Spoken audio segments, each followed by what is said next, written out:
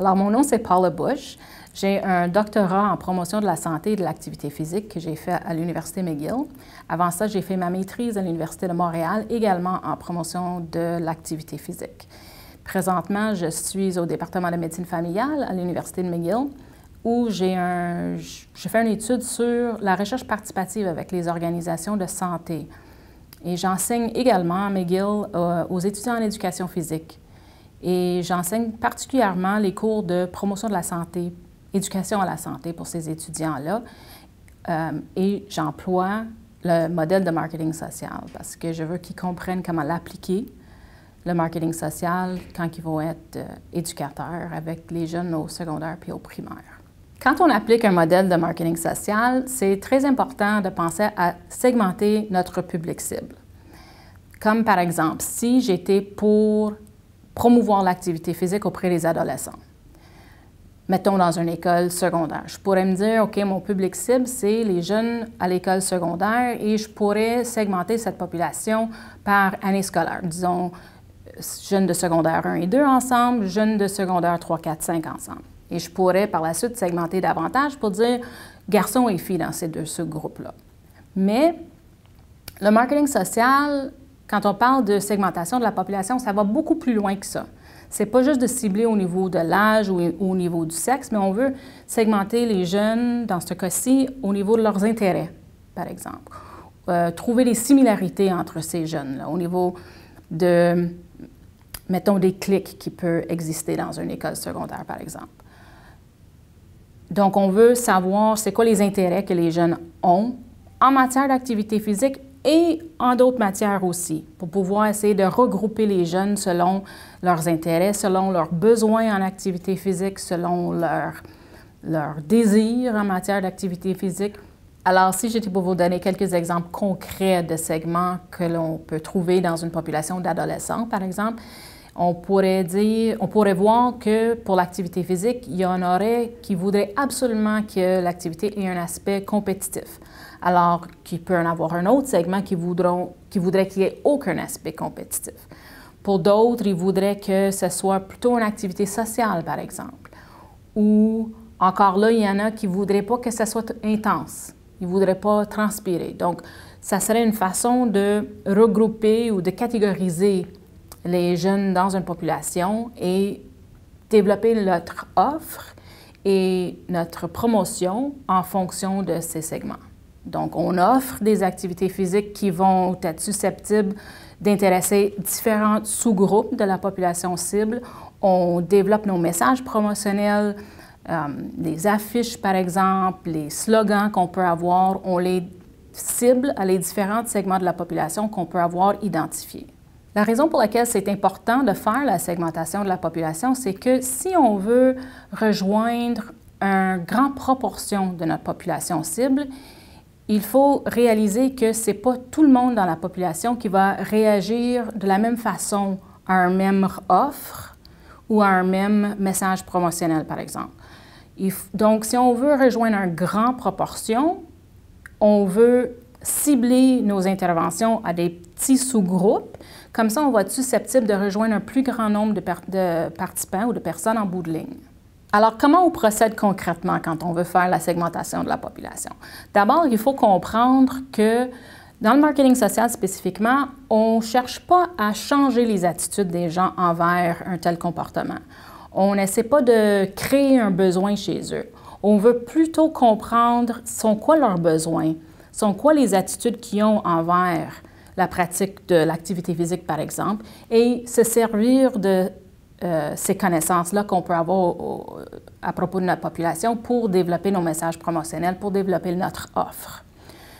Ça veut dire que la recherche est super importante à ce niveau-ci. On veut étudier notre population cible pour essayer de trouver, d'identifier les différents segments et comment les rejoindre. Il y a un exemple d'une étude faite aux États-Unis. Ça s'appelle TAG, T-A-A-G, pour Trial of Activity for Adolescent Girls. Donc, c'était une étude qui essayait de promouvoir l'activité physique auprès des jeunes adolescentes. Et Les chercheurs, ils ont commencé par faire des groupes de discussion avec les adolescentes elles-mêmes pour identifier différents groupes cibles ou des segments, je devrais dire, dans la population des adolescentes. Puis ils ont fini par identifier 7 ou 6. Ils ont fini par identifier 6 segments.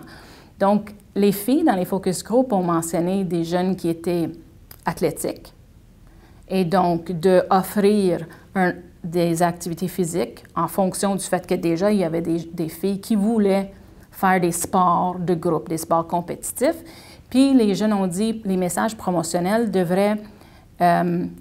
seraient plus susceptibles d'interpeller cet segment de la population s'ils démontraient des jeunes filles en uniforme en train de pratiquer du basket, par exemple, ou du soccer. Un autre segment identifié, c'était des filles populaires ou des filles preppy.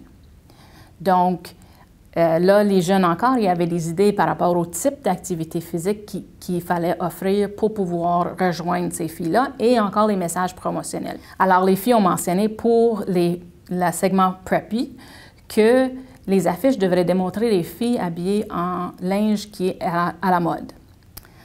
Un troisième exemple, ils ont trouvé qu'il y avait un segment de filles tranquilles ou plutôt timides. Donc, encore là, de promouvoir l'activité physique en misant sur des petits groupes de filles qui pratiquent l'activité ensemble pour que les jeunes qui se sentaient plus timides seraient interpellés par les activités. Alors, dans le cas de TAG, ils ont fait des groupes de discussion. Donc, ça, c'est une façon de faire une étude de notre population cible, d'aller faire des entrevues ou des focus group auprès de la population elle-même pour mieux les comprendre et identifier les segments.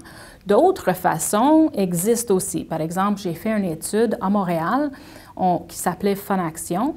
Puis, on n'a pas fait des entrevues ou des focus group avec des jeunes. À la place, on a travailler avec les professeurs et les administrateurs dans l'école parce que eux, ils connaissaient les jeunes dans leur école. Donc, on a parlé avec les gens qui interviennent auprès des jeunes pour apprendre à connaître davantage sur les jeunes puis savoir comment segmenter la population, comment développer notre offre et notre promotion. Donc, encore là, sachant que les filles dans cette école-là étaient intéressées par différents types d'activités. On a offert des activités de danse, on a offert même de la capoeira. Pour des gars qui étaient très compétitifs puis qui aimaient les activités sportives, on a fait un genre de World Cup, une Coupe de monde. On a fait un Coupe de monde de basketball puis de soccer parce qu'on a su que ça, c'était des sports qui étaient très populaires dans cette école-là.